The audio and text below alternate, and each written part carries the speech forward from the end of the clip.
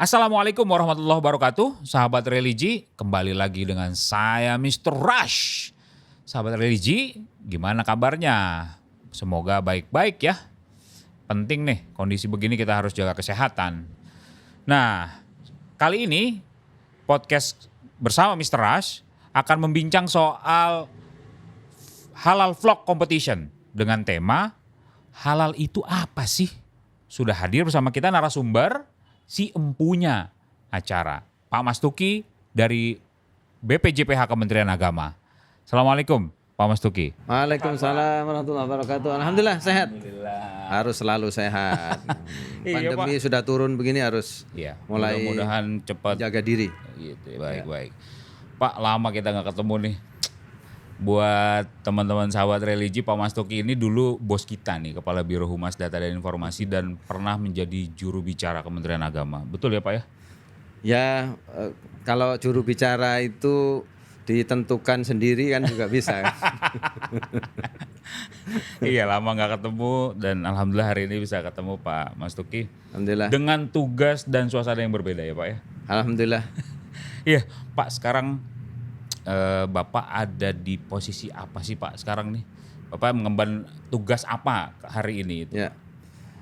Ya, Mas Rusdi, saya itu sebagai Kepala Pusat Registrasi dan Sertifikasi Halal, Badan Penyelenggara Jaminan Produk Halal.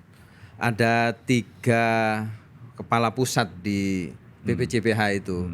Ada istilahnya pusat 1. Pusat Registrasi dan Sertifikasi Halal. Nah, tugasnya kalau namanya itu sudah kelihatan. Pusat meregistrasi Registrasi Halal, itu tugasnya adalah meregistrasi sertifikat halal dari luar negeri. Yang pertama, ada juga registrasi auditor halal. Yang ketiga, sekarang itu meregistrasi ada pendamping proses produk halal. Ada penyelia halal. Nah, kalau yang sertifikasi halal itu ya proses mensertifikasi halal produk, baik itu dari dalam maupun yang dari luar negeri. Kurang lebih begitu. Kalau yang lainnya ini ada pusat pembinaan dan pengawasan halal, ada pusat kerjasama dan standarisasi halal. Gitu. Wah, berarti banyak banget itu tugasnya Pak Mas Tuki ya. Iya Pak, kalau misalnya terkait dengan tadi banyak tugas yang Bapak emban itu. Nah itu kira-kira berat nggak Pak? Hari ini Bapak mengemban segitu banyak dengan persoalan halal yang begitu juga banyak. Sangat berat kalau itu dijadikan sebagai beban. Nah, tapi biarlah beban itu biar saya sendiri, jangan kamu ya, jangan ikut-ikutan, biar saya sendiri. Oke. Ya soal sertifikasi halal ini kan sudah 30 tahun di Indonesia. Kita sekarang melanjutkan, BPJPH itu melanjutkan saja. Ya ibarat kalau ini sudah ada jalan setapak, itu sudah dibenahi itu, sudah ada jalan setapak itu dilakukan oleh MUI, Majelis Ulama Indonesia, oleh LP-POM MUI. Nah kita ini melanjutkan dan memperluas, kemudian memperbaiki jalan-jalan itu ada yang di kanan kirinya mungkin ya perlu diberikan batasan. Kalau ini ada jalur yang kira-kira memang haruskan misalnya untuk tol ya dibuat nanti jalan tolnya. Memperluas dan sekaligus mempercepat bagaimana sertifikasi halal ini. Jadi tidak memulai baru. Makanya tadi satu hal karena ini merupakan kelanjutan itu bisa jadi berat untuk memulai sesuatu yang sudah ada dan kemudian mengembangkannya. Tapi kalau ini dibuat enjoy ya saya merasakan ada banyak hal yang perlu diimprovisasi, diinovasi, tapi ada hal yang tertentu memang aturannya sebagaimana yang sudah berjalan selama ini di Indonesia. Iya, berarti sudah dibuka oleh MUI dan sekarang BPJPH melanjutkannya. Ya. Jadi sebenarnya ada tugas fungsi yang berbeda antara BPJPH di Kementerian Agama dengan MUI ya Pak ya? Ya persis. Jadi dengan Undang-Undang Nomor 33 tahun 2014 itu memberikan tekanan yang berbeda dari penyelenggaraan sertifikasi halal sebelumnya. Kalau ini disebut dengan new era ya era baru pelaksanaan sertifikasi halal. Ada 3 aktor yang langsung berkaitan ya, dengan pelaksanaan sertifikasi halal. Kalau dulu itu tunggal, MUI itu saja. Ada LP-POM itu untuk audit produk. Kalau sekarang itu menjadi 3. Representasi pemerintah dilaksanakan oleh BPJPH. Kemudian representasi untuk penetapan produk itu oleh ulama, namanya MUI, Majelis Ulama Indonesia. Yang ketiga, representasi untuk memastikan bahwa produk yang akan ditetapkan oleh MUI itu sudah memenuhi kriteria halal, namanya Lembaga Pemeriksa Halal, LPH. Tapi tiga ini menjadi satu kesatuan. Tiga aktor ini tidak boleh saling mengintervensi, tetapi harus saling bersinergi. Nah itu uniknya. Nah, Gitu. berarti kalau LPH dengan MUI itu hubungannya tadi ada lembaga pemeriksa halal dengan MUI. Ya. MUI menetapkan Ya. atau LPH dulu yang kerja? Menetapkan kehalalan produk berdasarkan pada hasil kerja dari LPH. Oh. Jadi ini unik memang. Ini satu-satunya loh di dunia. Nggak ada model begini ini di dunia. Untuk penetapan halal ya? Ya, pelaksanaan sertifikasi halal setelah era baru BPJPH. Jadi BPJPH ini menerima pelaku usaha yang mendaftar di sini registrasi. Kalau tidak melalui BPJPH ya pasti tidak boleh pelaksanaan sertifikasi halal Nggak sekarang. bisa berarti dari misalnya produk tertentu langsung ke MUI sekarang. MUI atau langsung ke LPH nggak Nggak bisa? bisa lagi karena regulasinya, aturannya udah begitu. Melalui BPJPH. Nah, BPJPH ini tidak bisa menetapkan langsung halal kan? Oh. Kenapa? Karena representasi pemerintah. Pemerintah itu umarok. Oke. Ya. Nah, untuk menetapkan halal tidaknya, halal haram sesuatu produk itu Ulama. harus kapasitas ulama. Nah, ulama dan umarok ketemu. Oke. Umarok ini yang daftar tadi, Oke, registrasi. kemudian dilanjutkan. Nah, harus ada satu lagi untuk meyakinkan bahwa dari sisi compliance terhadap syariah itu memenuhi, ada lembaga pemeriksa ini. Nah, lembaga pemeriksa ini bekerja berdasarkan pada registrasi yang ada di BPJPH. Begitu juga MUI bekerja berdasarkan pada hasil dari LPH. Nah, dari hasil penetapan MUI, ya, kalau sudah dinyatakan oke, ini halal, oh ini tidak halal, itu keputusannya bisa dua. Barulah BPJPH baru bisa mengeluarkan namanya sertifikat halal. Oke. Sertifikat halal. Ini yang sering kali di masyarakat dan juga di lembaga-lembaga halal di luar negeri. Produk-produk dari luar negeri, perusahaan-perusahaan dari luar negeri itu sering memahami konteks regulasi di Indonesia ini yang jumbuh ya istilahnya ya, confused. Ini gimana sih, ini kok bisa ada tiga lembaga? Padahal kalau normalnya itu kita itu tiga ini adalah satu kesatuan. Iya. Kalau pelaku usaha ya taunya pokoknya daftar. Kalau nanti ini prosesnya bagaimana itu terserah BPJPH. kami. Ya. Yang mengurus itu semua akhirnya Leading BPJPH. sektornya itu di BPJPH semua. Ya. Soal nanti keluar ya sudah keluar sertifikat halal. Melalui BPJPH juga, Pak? Ya. Iya. Jadi Sertifikat. sampai dengan sertifikat itu ya, orang daftar ke BPJPH lalu yang mengeluarkan sertifikat halal itu juga BPJPH. Juga ya? BPJPH. Oke, Betul. berarti kira-kira Pak, itu orang daftar ke BPJPH, lalu kemudian produk itu diperiksa oleh LPH, lembaga pemeriksa halal, Ya. lalu kemudian dapat ketetapan dari MUI, Ya. lalu kemudian BPJPH mengeluarkan sertifikat halal. Persis, pinter. Wah iya. Ini udah langsung sudah Kadang-kadang. bisa.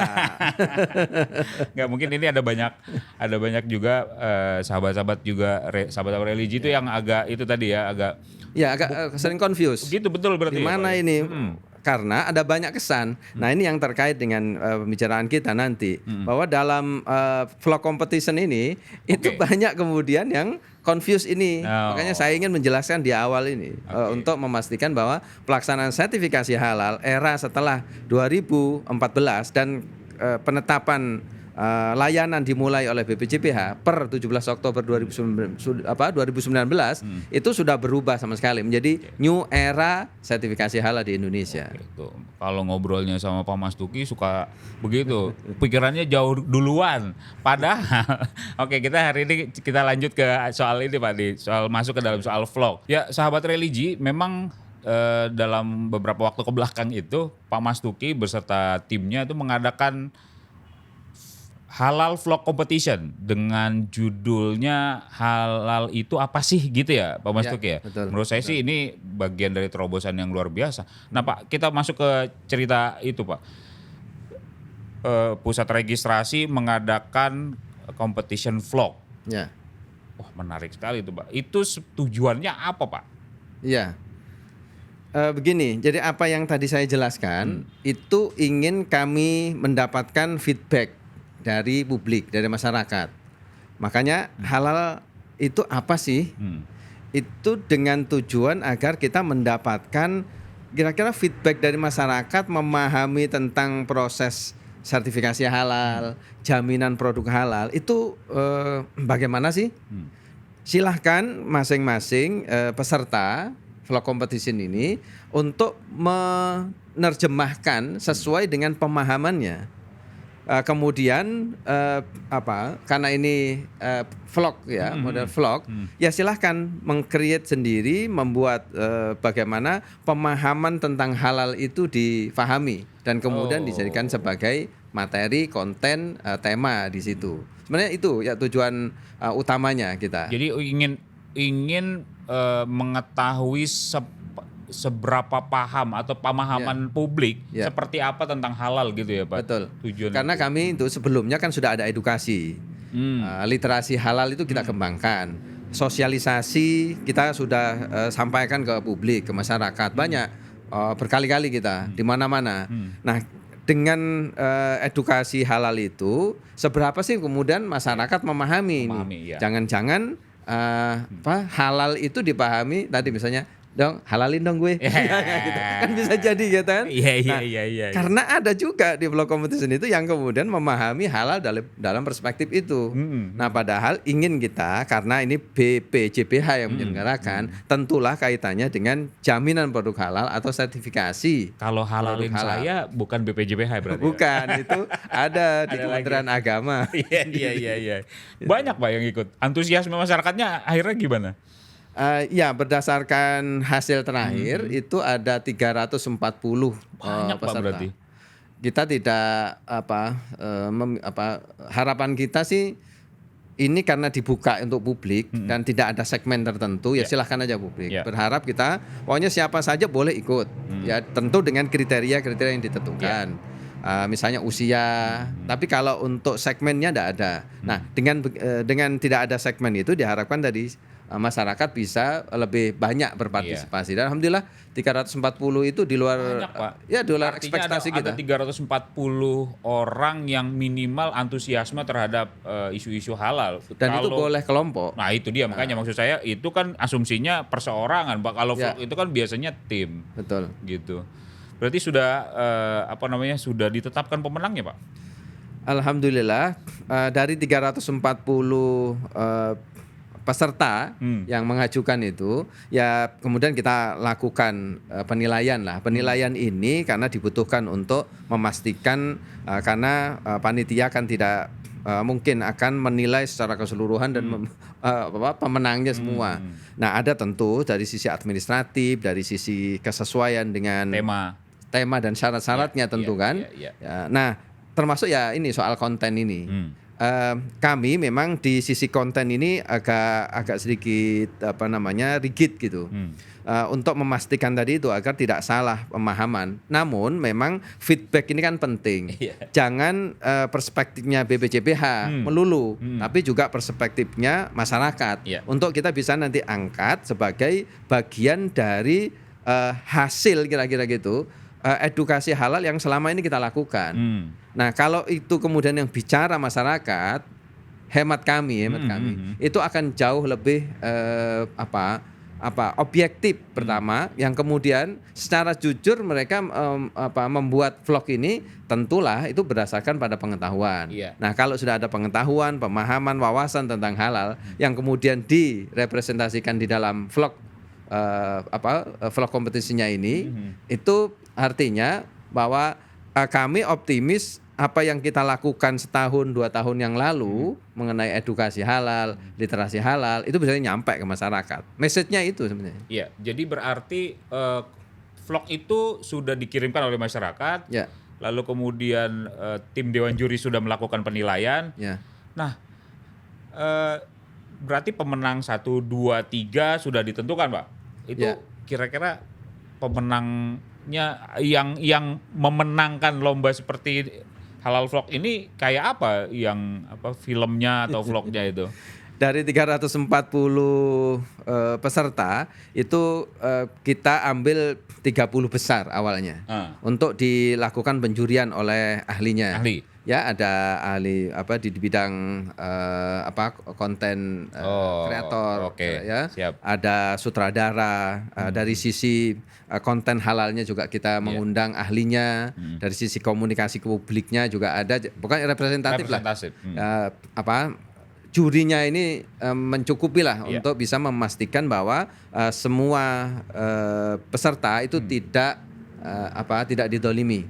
Ya, dan kita memang dari 30 itu ternyata masih ada banyak ya video-video yang menarik. Makanya kemudian kita coba kembangkan lagi, nambah lagi kurang lebih 53. Dari 340 dipilih 53 yang tadi dari 30 awalnya kemudian kita tambah 53 untuk melihat karena ada banyak yang menarik dari sisi dan sekaligus untuk membanding. Kira-kira dari 30 ini para juri melihat ada sandingan yang lain yang bisa jadi di antara 20 itu ada yang menarik dari sisi tadi berbagai perspektif tentu dari masing-masing juri. Dan kemudian dari 30 kita kemudian pilih lagi untuk menjadi 8 besar. 8 besar itu yang memang sesuai dengan pengumuman. 1, 2, 3 kemudian tambah 5 untuk favorit. Oh, favorit ya. Nah, lalu tadi sesuai dengan tujuan itu dapat nggak tujuan yang tadi Bapak sampaikan itu? Artinya mengukur pemahaman publik akan halal. Lalu dapat tuh Pak? Iya, sesuai tujuan itu. Kalau dari 30 pemenang 30 besar itu ya, 30 besarnya nominasinya itu kita dapat. Kita dapat pemahaman masyarakat yang juga masih tetap ada keragaman di situ. Apa tapi misalnya tuh Pak? Yang menarik adalah tentang sertifikasi halal ya, itu rata-rata itu sudah jamak diketahui. Meskipun ada beberapa yang misleading. Ya, misleading itu misalnya soal tadi antara MUI, LPPOM MUI, BPOM ya, BPOM ya, itu sering confuse pemahamannya. Kemudian BPJPH ini lembaga mana nih? Dan hubungannya dengan MUI ini yang kerap kali dalam video itu banyak yang misleading. Ya. Apa di mana misleadingnya? Ya, misleadingnya itu dianggap bahwa selama ini pelaksanaan sertifikasi halal ya di MUI. Ya kan? Nah, ini kan berarti ada ketidakterbacaan soal regulasi yang terbaru. Tapi ada banyak juga yang ternyata regulasi baru ini sampai pada keputusan Menteri Agama, keputusan Kepala Badan, itu mereka ketahui. Artinya risetnya itu cukup mendalam, cukup bagus. Itu. Nah, makanya kami setelah melihat dari 30 plus tadi 20 itu, kemudian kita coba lagi untuk memastikan konten yang tepat lah yang mana. Itu ya sampai 10-15 video yang kita nilai terakhir yang untuk menentukan mana yang terbaik itu memenuhi kriteria. Nah, catatan saya yang kedua, selama ini BPJPH mengkampanyekan, mengkomunikasikan ke publik itu untuk sertifikasi halal menekankan kepada makanan dan minuman. Dan identik biasanya sertifikasi halal itu untuk makanan dan minuman. Tapi bagi kami tidak ada masalah karena memang penahapan sertifikasi halal saat ini mulai 2019 itu makanan dan minuman. Dan baru kemarin tanggal 17 Oktober 2021 itu penahapan kedua untuk selain makanan minuman. Sebentar Pak. Berarti itu sertifikasi halal itu tidak hanya pada produk-produk makanan kuliner gitu ya Pak? Tidak. Ada banyak jenis produk yang dimaksud untuk produk halal. Yang pertama makanan, yang kedua minuman, ada kosmetik, ada obat-obatan, ada barang gunaan, ada produk biologi. Sekarang produk biologi, misalnya vaksin itu produk biologi. Yang sekarang ada rekayasa genetika, ya, misalnya DNA, ya sekarang. Kemudian ada produk Rekayasa kimia. genetik. Iya. Sampai sekarang itu rekayasa genetika itu masuk produk yang wajib bersertifikat halal. Meskipun tadi penahapan untuk mulai itu baru dimulai 2021. Itu LPH-nya itu berarti terdiri dari orang-orang yang sangat profesional dengan asumsi begitu. Betul. Nah, Maksudnya bisa dipastikan bahwa LPH itu Ya. memang orang-orang yang sangat profesional di bidangnya gitu loh, Pak. LPH itu wadah, lembaga. Di dalamnya ada namanya auditor halal. Auditor halal itu orang profesional. Minimal kesarjanaannya harus relevan dengan apa yang di audit. Misalnya untuk produk makanan ya dia harus sarjana di bidang pangan. Kalau dia mengaudit misalnya obat, ya dia Farmasi lah, terkait dengan farmasi gitu. kedokteran, Oke. kimia juga begitu. Misalnya tadi yang produk rekayasa genetika. Kalau biologi ya dasarnya begitu sama. Termasuk barang gunaan misalnya. Mas Rusdi pakai jaket yang berasal dari kulit.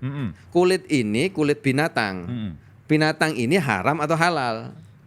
Nah, itu ada problemnya di situ. Jadi sampai Saya begitu. pakai jaket kulit. Jaket kulitnya saya setor. Saya bilang ini halal. Tapi kalau itu teknologinya gimana cara? Sekarang teknologinya canggih dan itu di LPH. Nah, di LPH itu auditnya itu ada pemeriksaan terhadap dokumen, ada uji laboratorium. Nah, biasanya kalau yang untuk terkait dengan misalnya daging, soal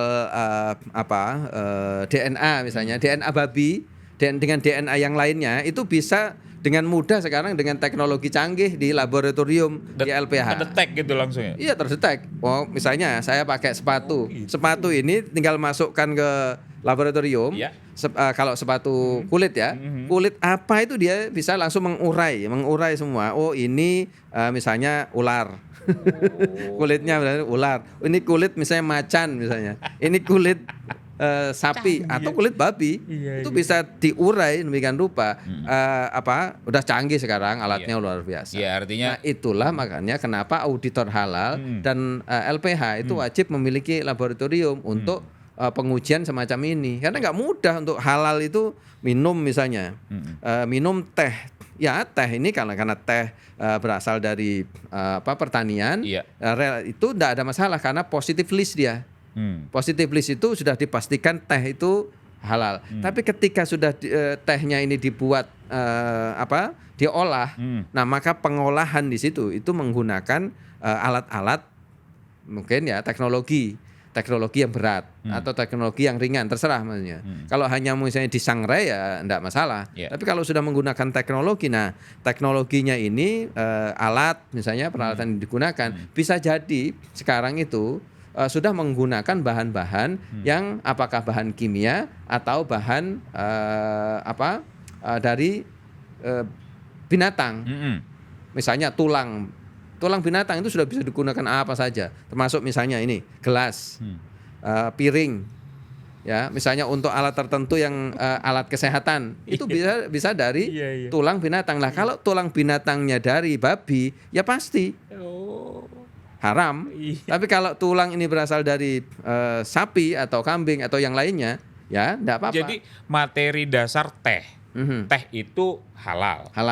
Ketika jadi katakan teh dalam kemasan yang teh tinggal celup, gitu, itu belum tentu halal karena sudah ada prosesnya. Intervensi teknologi namanya. Oke. Tapi kalau apa adanya, teh diambil dari tubruk gitu ya, atau dari kebun. Iya, dari gitu, kebun langsung misalnya hanya dikeringkan, kemudian digunakan, enggak perlu sertifikasi halal.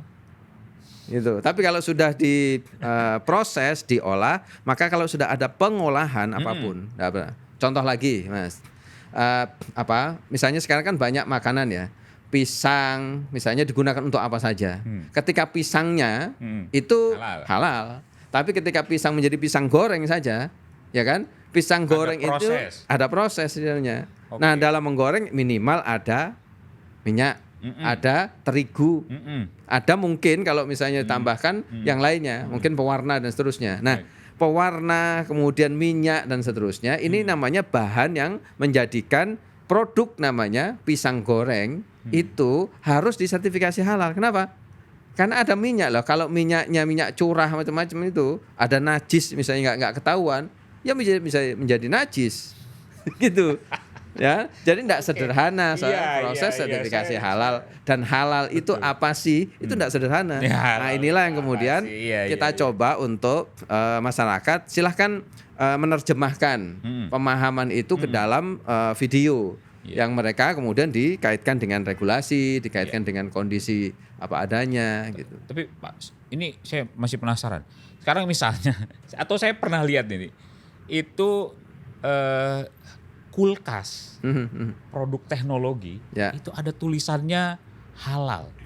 Itu gimana ceritanya Pak? Ya, bukan hanya kulkas, tapi kacamata itu ada sekarang itu mesti ada logo halalnya. Nggak ngerti saya Pak. Itu maksudnya yang dicek itu lalu kemudian itu. Nah betul.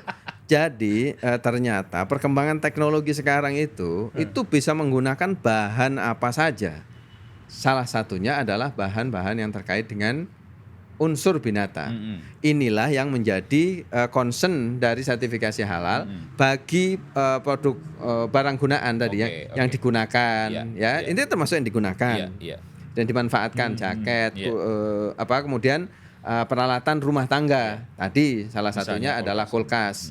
Itu karena kulkas itu bukan kulkasnya dalam skala keseluruhan, tapi di dalamnya itu ada pendingin kan, ada pendinginnya.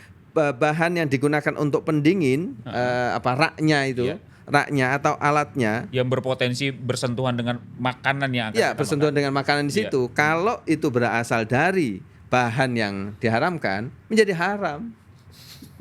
Itu namanya kemungkinan terjadi kontaminasi atau bahkan kontaminasi silang. Itu rak, iya karena nggak punya ilmunya Pak. Tapi kira-kira rak di kulkas, lalu bentuknya ya besi atau apa gitu, itu bisa diidentifikasi bahwa di situ mengandung unsur binatang tadi itu misalnya yang diharamkan. Bisa itu ya Pak? Betul. Sekarang udah canggih begitu. Jadi misalnya ini frame-nya, frame-nya inilah. Frame ini sekarang banyak sekali digunakan memanfaatkan tadi unsur-unsur tulang binatang. Mas Rusdi harus diketahui bahwa sekarang di perusahaan, di pabrik yang khusus pengumpul tulang binatang itu bercampur apapun, binatang dari mana saja, tulang dari binatang apa saja, itu bisa bercampur dalam satu tempat penampungan misalnya. Nah itu kalau nggak diidentifikasi bahwa ini ada misalnya di dalam Islam, fikih Islam, bahwa binatang yang mati, kemudian apapun disembelih, dagingnya haram. Semua yang ada di binatang itu menjadi haram. Mati disembelih maksudnya gimana tadi? Mati yang misalnya bangkai jadi maksudnya. Ya bangkai kan sudah masuk bangkai, misalnya tertabrak, ya udah mati kemudian baru disembelih. Dan itu tulang-tulangnya itu bisa dimanfaatkan dan bisa ada pengumpul khusus untuk tulang-tulang ini. Nah kalau itu misalnya tulang apapun misalnya didapat dari mana saja, bisa jadi pengumpul-pengumpul itu ngumpulin aja yang penting tulang. Nah kalau itu sudah bercampur baur dari situ, potensinya, makanya inilah kemudian ada produk tadi tambahan selain yang saya sebutkan tadi, ada namanya jasa, ada barang, ada jasa, produk itu yang wajib bersertifikat halal. Nah jasa itu ada masuk jasa pengolahan. Kalau misalnya untuk pengolahan makanan, misalnya ada pabrik khusus untuk mengolah makanan, minuman, obat dan kosmetika, itu wajib bersertifikat halal. Pengolahannya sendiri, jasanya itu. Distribusi, jasa distribusi, menggunakan misalnya truk. Nah, itu ada jasa untuk distribusi, distributornya itu jasa. Kalau terkait dengan makanan, minuman, obat dan kosmetika yang halal, dia harus juga dedicated halal. Ya kan? Siap. Gudang sekarang itu banyak. Mohon maaf, misalnya platform digital sekarang itu banyak memanfaatkan gudang-gudang ini untuk menampung barang-barang yang berasal dari tenan yang masuk dia. Betul. Nah itu kalau terkait dengan makanan, minuman, obat, kosmetika, gudangnya juga harus gudangnya itu dedicated harus halal. Kalau tidak itu bisa bercampur antara makanan yang halal dan non halal. Yang kita tidak tahu halal semua atau enggak situ. Nah kalau ada rembesan misalnya dari kimia, ya, kimia. Karena ada banyak bahan tambahan, bahan penolong namanya. Ada perisa, ada emulsifier, ada pewarna macam-macam. Itu kalau berasal dari bahan yang tidak haram, kemudian mengkontaminasi bahan yang halal menjadi haram. Sedikit haram mempengaruhi terhadap banyak yang halal bisa menjadi haram. Darah haram. Kena makanan yang banyak itu semua menjadi haram. Itu prinsip di dalam sertifikasi halal, dan inilah kenapa kemudian compliance terhadap syariah yang dilakukan oleh Majelis Ulama Indonesia, orang-orang yang memahami tentang syariah kehalalan produk, itu yang menentukan, bukan BPJPH. BPJPH menerima hasilnya. Iya, jadi intinya tapi sebentar Pak, kalau fikih halal itu masih terus ada bahasa masul masail atau enggak gitu, atau proses kontekstualisasi misalnya gitu. Ya. Terus dilakukan update. Betul, gitu. itu sangat relevan fikih halal. Tapi kalau fikih halal yang hanya terkait dengan kehalalan makanan, minuman yang fikih-fikih lama, itu ya sudah harus update. Sekarang kehalalan produk ini sudah jauh lebih berkembang, dinamis dari pemahaman terhadap kehalalan semata-mata. Itulah kenapa di dalam penetapan sertifikat halal itu dua institusi tadi yang saya sebut. LPH ini adalah dari sisi keilmuan, saya sebut sebagai akademik approach, pendekatannya harus berdasarkan pada profesional dan keilmuan. Nah, untuk ini bisa memastikan halalnya, harus judgement dari tokoh, pakar, ulama. Nah, ini dua-duanya ketemu. Ini pendekatan namanya agama dan ilmu. Jadi kalau ada misalnya sebagian kalangan menganggap sertifikasi halal kok di Kementerian Agama. Kalau Kementerian Agama punya kapasitas apa gitu terhadap pemeriksaan halal bahkan sampai penetapan halal. Itu berarti keliru ya Pak. Jadi yang dilakukan oleh Kementerian Agama itu tadi ya proses registrasi administrasi kali gitu ya Pak ya. Ada fungsi pertama regulator. Karena pemerintah ini mendapatkan mandat dari regulasi, undang-undang, peraturan pemerintah, kemudian peraturan menteri, maka regulator itu ada di BPJPH. Nah, yang kedua administrator, betul tadi. Jadi mengadministrasikan tadi ini. Pelaku usaha yang ingin mengajukan produknya bersertifikat halal dilakukan oleh BPJPH. Dan tanggung jawab BPJPH lah untuk tadi mengkomunikasikan, bekerja sama dengan LPH MUI. Jadi posisinya itu bekerja sama dengan. Nah, karena apa? Tadi otoritas umaro enggak boleh melampaui otoritas ulama.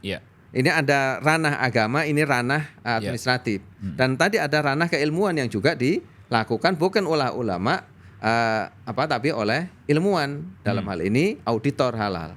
Nah, ini tiga-tiganya ini satu padu gitu untuk memastikan. Makanya memang rumit, enggak sesederhana yang dibayangkan. Wah ini kok masuk makanan, minuman, teh gini kok halal atau haram. Enggak sesederhana itu. Kalau teh masih kebayang Pak tadi, tapi kalau kulkas saya bingung gitu, kulkas disertifikasi gitu. Itu mungkin banyak. Mudah-mudahan penjelasan ini bisa dikonsumsi banyak teman-teman sahabat religi semua gitu untuk menambah pemahaman kita. Nah Pak, tadi berarti dari vlog competition itu terhadap yang Pak Mas Tuki jelaskan itu berarti memang sesuai dengan tujuan. Jadi enggak gini, apakah tujuan BPJPH menyelenggarakan vlog competition itu berarti tercapai atau tidak tadi itu?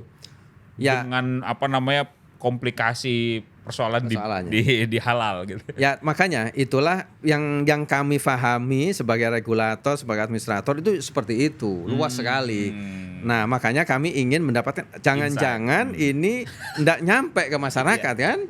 Meskipun kita bicara berbusa-busa. Misalnya ke masyarakat gini nih udah dengan media macam ternyata masyarakat enggak ngerti, masih juga yang disebut sertifikasi halal itu hanya untuk makanan minuman. Tapi alhamdulillah meskipun ya elementer pemahamannya, nggak apa-apa ini pertama insight kali. Justru buat kita. Betul. Nanti kemudian untuk memperbaiki. Untuk memperbaiki, kemudian menajamkan di sisi mana sih yang kurang. Ya elementer, tapi paling tidak, misalnya tadi ada barang gunaan, ada vlog yang menyinggung soal barang gunaan gitu ya. Kosmetik ada, obat ada. Gitu. Berarti bukan sama sekali tidak ada berarti Pak?